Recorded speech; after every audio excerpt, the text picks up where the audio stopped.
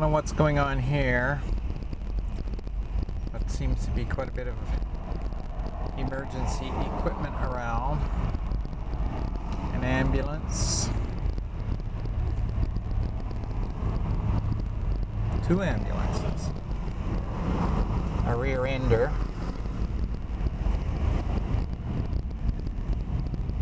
And over here we've got a car with a flat tire.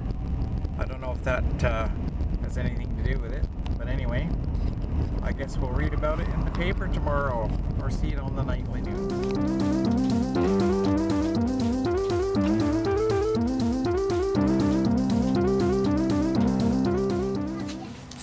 So this is a new friend of mine who has come over here from Alberta, and he's just here for a short visit, but he's liking the Okanagan a lot. And but the interesting story here is that he is a pipeline construction person. I believe he has his own construction business in the pipeline industry. No, I work for everybody else. I work for everybody I run else. Equipment for whatever pipeline outfit has got work.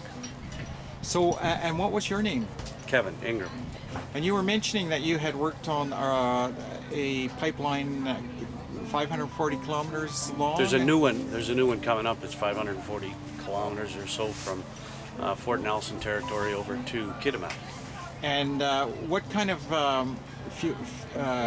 would it be crude oil or natural That'll gas? be gas coming out of Fort Nelson country. Out of that, it's shale gas coming out of that Horn River Basin in that area. And what market would that serve? Would that be for the lower Liquid mainland? natural gas. No, it's going on tankers to be exported. To be exported. So it would probably go to Asia, I suppose. I would think probably. And Anywhere, really. And do you think you might get the northern gateway pipeline? Who knows? That's Uh-huh. still before the courts or the regulatory outfit. So who knows if that's going to go? But I can't see how it can't. Because there's $30 billion worth of oil sands work going on that has to be sent somewhere. And not likely that the world will turn it away once it gets to their doorstep. No, I'm afraid there's a market for it already. So it's going to go. Right. It eventually will go. Well, you live in Alberta, so and we were talking about the cold just a few minutes ago. Yeah.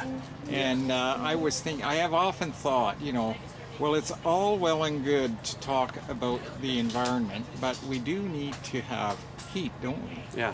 I mean, especially when you live in a cold climate. I've seen editorials to that effect where people have said somebody was belly aching about, or the environmentalist was saying, protesting or whatever, and they said, well, how did you get here in your vehicle? And when you go home and you turn on the light switch, and everything's powered by something, and an awful lot of it is fossil fuels. So how do you stop that? You were also talking to me about the pipeline through, I think it was Jasper National Park. Yeah, you mentioned that was built with very strict environmental conditions.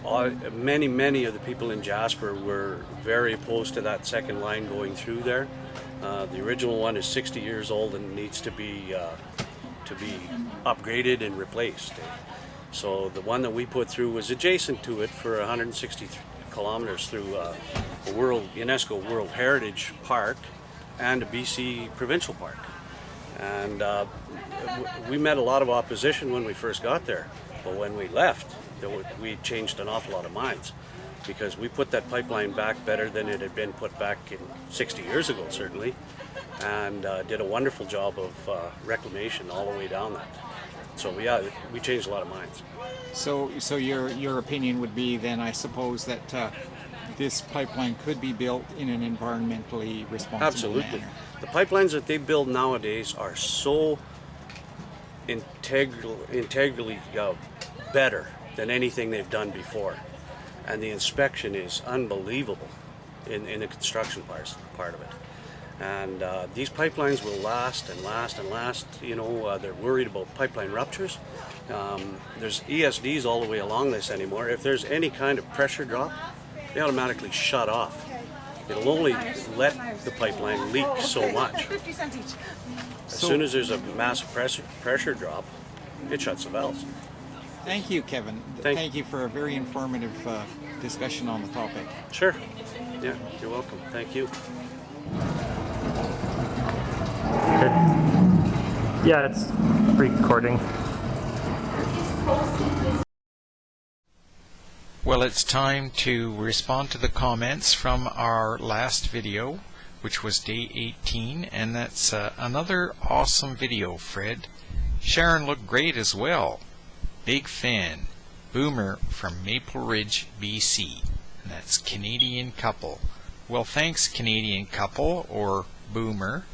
We sure appreciate your comment, and look forward to hearing from you again sometime.